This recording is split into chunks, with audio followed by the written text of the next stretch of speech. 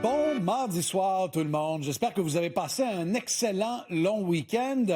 On sait que les médicaments, c'est déjà une très grosse dépense pour bien des familles au Québec. Ce qui inquiète en ce moment, c'est que ça pourrait coûter encore plus cher, et ce en raison d'une décision de Donald Trump. Le président américain veut forcer les pharma à baisser leurs prix pour les patients américains. Le problème, c'est que pour compenser cette baisse, plusieurs redoutent une hausse de prix ici ou encore des délais avant d'avoir accès à certains traitements. Alors, est-ce qu'on va finir par payer pour les décisions des États-Unis?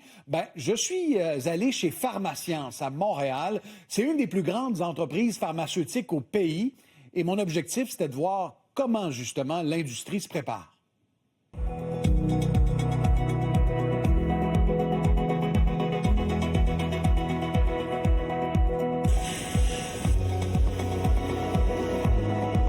Sam Basso, merci beaucoup de nous accueillir dans les laboratoires de Pharmascience aujourd'hui. Bienvenue Pierre-Olivier. Alors, merci d'être venu chez nous. C'est pas tous les jours qu'on a accès à des laboratoires sécurisés, stériles. Qu'est-ce que vous faites à Montréal en termes de production chez Pharmascience? Alors, Pharmascience produit plus de 50 milliards d'unités posologiques par an. On parle sous des formats différents qui totalisent à peu près 1300 formats. De l'acétaminophène, donc du Tylenol comme on dit, et surtout des génériques. Exactement, c'est des médicaments génériques de qualité qui sont très abordables pour la population. C'est ça qu'on fait chez Pharmascience. On a plus de 300 molécules, familles de médicaments, qu'on fabrique ici. C'est le plus gros joueur au Québec, un des plus gros joueurs au Canada, avec des défis en ce moment qui sont majeurs. Là. Exactement. Pharmascience existe depuis plus de 40 ans. Donc aujourd'hui, nous sommes avec nos 1600 employés, nous sommes le plus gros employeur au Québec et nous sommes la plus grande compagnie privée pharmaceutique de propriété canadienne. Donc ce qui quand même nous place dans une situation très enviable par rapport à la souveraineté pharmaceutique.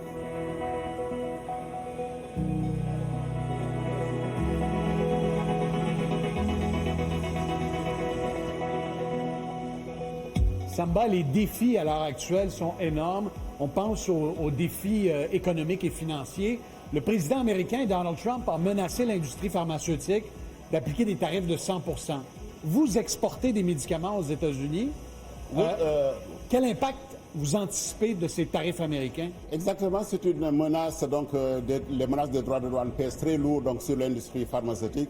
Bien que Pharmascience exporte très peu, mais c'est quand même au niveau de l'industrie pharmaceutique, c'est de réelles menaces, c'est de réelles pressions que ça amène au niveau, ça peut être des pressions au niveau commercial, mais ça peut être aussi une hausse accrue des coûts de fabrication, mais aussi ça peut venir créer en sorte une perturbation au niveau de la chaîne d'approvisionnement.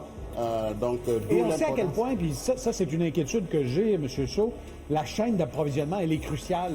Les ingrédients qui viennent de la Chine, de l'Inde, du Canada, pour fabriquer un seul médicament, quel genre de perturbations on pourrait voir? Est-ce que vous attendez, par exemple, à de potentielles pénuries d'ingrédients ou de médicaments dans la foulée de la guerre commerciale?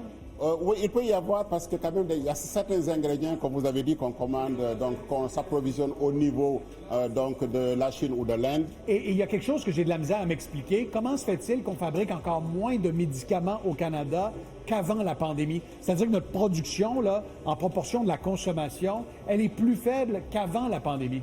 Oui, la production pharmaceutique locale a été tout le temps plus faible. Elle est aujourd'hui de 12 %, ce qui est très, très faible, mais aussi accentué par des pressions au niveau des prix, surtout au niveau des coûts de production. On assiste aujourd'hui à une baisse considérable des prix des médicaments de générique de 60 % depuis les 10 dernières années, qui viennent aussi amener une certaine complexité.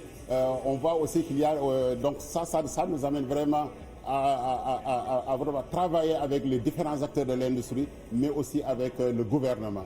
C'est important de travailler parce qu'avec cette menace tarifaire, ces potentielles perturbations dans la chaîne d'approvisionnement, qu'est-ce que vous demandez au gouvernement du Canada comme action concrète pour soutenir les pharmaceutiques? Ce qu'on demande au niveau du gouvernement et de concert avec les acteurs principaux de l'industrie pharmaceutique, c'est tout d'abord des incitatifs fiscaux, mais aussi une réforme de la politique des brevets, mais aussi avoir une politique d'approvisionnement qui va favoriser plus la production locale.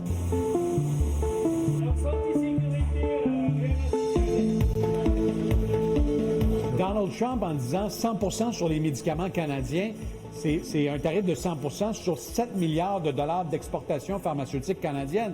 Donc, ce que vous pensez, c'est qu'on devrait être aussi protectionniste chez nous au Canada. Exactement. Aussi protectionniste, mais aussi aider et favoriser, comme je dis, la production locale. Aujourd'hui, Pharmascience est un enjeu clé donc, de cette souveraineté pharmaceutique-là. Et donc, d'où l'importance. Aujourd'hui, quand on regarde avec les investissements majeurs que nous faisons chez Pharmascience, nous investissons en recherche et développement entre 55 et 60 millions de dollars par année. On développe plus de 70 produits par année. Mais aussi, on a des investissements majeurs pour tripler notre production à notre usine de Kandiago. On fabrique des injectables. On prévoit donc tripler cette capacité-là d'ici 2026. Donc, quand on regarde tout ça et qu'on cible aussi des médicaments qui sont complexes et différenciés, alors ça nous positionne très bien pour répondre à cet appel-là pour la souveraineté pharmaceutique. Sam Basso, le temps file, il y a du travail en masse. Je vous remercie d'avoir pris ces quelques minutes ici. Merci Pierre-Olivier. Merci beaucoup. Merci, au revoir.